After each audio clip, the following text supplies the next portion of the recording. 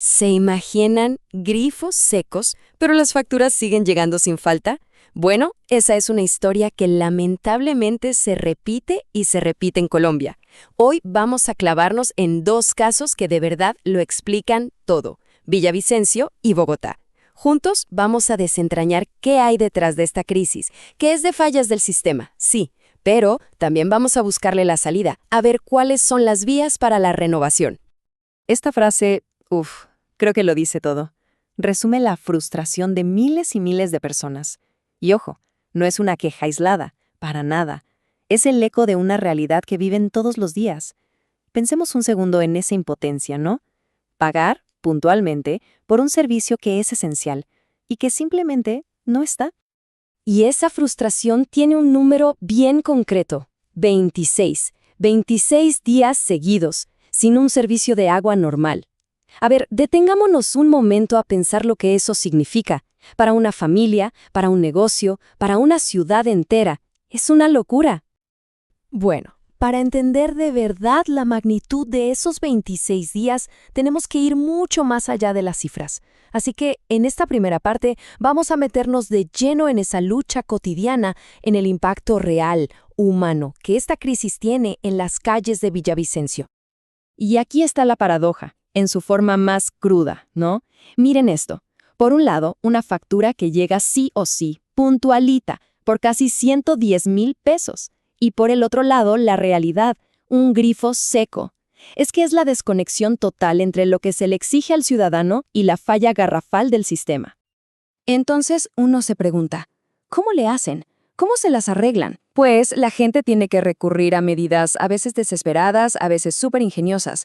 Estamos hablando de recolectar agua de lluvia para poder sobrevivir, de sacar la ropa y lavarla afuera en plena tormenta, de vivir esperando unos carrotanques que para colmo muchas veces ni llegan. Y si por un milagro llega algo de agua, la presión es tan pero tan baja que ni siquiera alcanza para llenar los tanques de un segundo piso. Ok, todo esto nos lleva a la pregunta del millón. ¿Cómo es posible? ¿En serio? ¿Cómo una ciudad que está literalmente rodeada de riqueza hídrica puede llegar a este extremo? Bueno, pues ahora vamos a escarbar en las raíces de esta falla, una que lleva décadas gestándose en Villavicencio. Y miren, con solo ver esta línea de tiempo, queda clarísimo que esto no es ninguna sorpresa, para nada. Estamos hablando de un acueducto que se inauguró en los 90s y que para 2015 ya había superado su vida útil, o sea, ya estaba obsoleto. Y todo lo que ha pasado desde entonces es básicamente la crónica de un colapso anunciado. Una década entera de crisis tras crisis, de emergencias recurrentes, que hoy tienen sin agua de forma regular a más del 65% de la gente. Y para esto hay un término técnico, se llama vulnerabilidad sistémica. ¿Qué quiere decir eso en español? Pues muy simple, que toda la ciudad depende de una sola tubería, un solo sistema que no solo es viejo, sino que es súper frágil. Y claro, en una zona donde los deslizamientos de tierra son el pan de cada día, pues imagínense, una sola falla y ¡pum!, se paraliza casi toda la ciudad. Y por si fuera poco, o sea, como si la negligencia no fuera suficiente, resulta que esto se pudo haber evitado. El desastre fue advertido. Las fuentes nos cuentan algo que parece de no creer. Un propietario de la zona les dijo a los ingenieros: oigan, ese terreno es inestable, se va a caer todo con las lluvias. Así de claro. La advertencia se hizo, pero no le hicieron caso. Simplemente la ignoraron. Pero ojo, que nadie piense que este es un problema exclusivo de Villavicencio. Para nada. Ahora vamos a ampliar la mira y a poner el foco en la capital, en Bogotá, para entender que este es un desafío a nivel nacional, aunque, como veremos, las causas son bastante diferentes. A ver, en Bogotá los grifos también se secan, pero el por qué es distinto. La historia es otra. Aquí no es tanto una tubería rota, sino más bien un desequilibrio fundamental.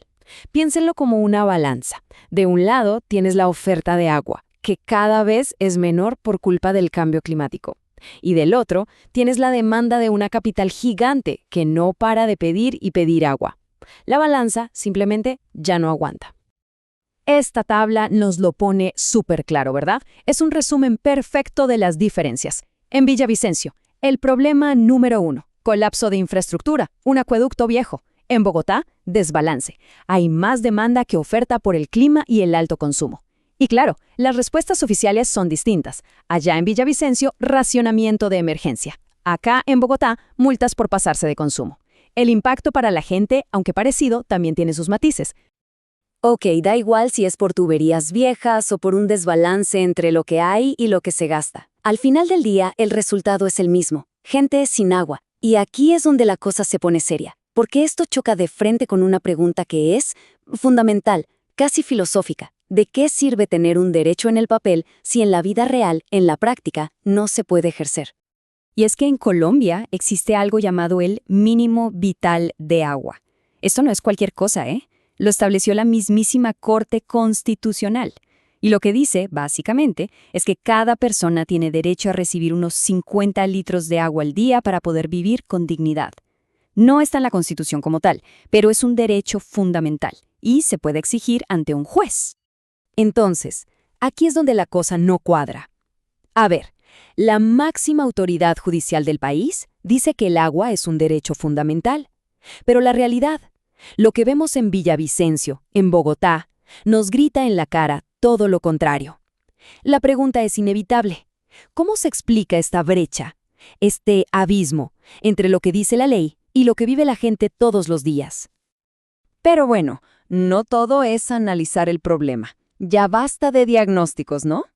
La buena noticia es que no estamos a ciegas. Hay salida. Existen caminos para superar esta crisis. Así que en nuestra última sección vamos a meternos de lleno en las soluciones, en las propuestas concretas de los expertos para construir, por fin, un futuro donde el agua esté garantizada para todos. Fíjense, los expertos de la Universidad Javeriana proponen un plan que tiene, digamos, dos velocidades. Por un lado, las acciones a corto plazo, lo de ya, lo urgente, para apagar el incendio y mitigar la crisis ahora mismo. Y por otro, las soluciones a largo plazo. Esas que buscan transformar el sistema de raíz para que simple y sencillamente esto no vuelva a pasar. Ok, ¿y qué se puede hacer ya mismo, a corto plazo? Pues hablamos de cosas súper prácticas e inmediatas, como poner sistemas para captar agua de lluvia en los barrios, instalar tanques comunitarios para las emergencias, usar plantas de tratamiento de agua que se puedan mover a donde hagan falta, y algo clave, incentivar a la gente y a las industrias para que ahorren, en vez de solo andar poniendo multas. Y claro, acompañar todo con campañas de educación que de verdad funcionen. Pero la verdadera transformación, el cambio de fondo, viene con la visión a largo plazo. Aquí ya no se trata solo de apagar incendios, se trata de rediseñar por completo nuestra relación con el agua. ¿Y cómo? Pues diversificando las fuentes, no depender solo de los ríos, sino también usar el agua subterránea. Construir lo que llaman infraestructura verde, o sea, pavimentos que dejen pasar el agua para recargar los acuíferos. Y cosas tan lógicas como financiar la protección de los ecosistemas que nos dan el agua o reciclar el agua en la industria. Es cambiar el chip por completo. Y con esto cerramos. Y la conclusión es un poco agridulce, ¿no? Porque lo que queda claro después de todo esto es que las soluciones técnicas, los planes, la ingeniería, todo eso ya existe. No hay que inventar nada nuevo. El camino para salir de esta crisis del agua está, de hecho, perfectamente trazado. Así que la única pregunta que queda flotando en el aire, y es la más difícil de todas, es si de verdad existe la voluntad tanto política como social para por fin empezar a construir ese camino.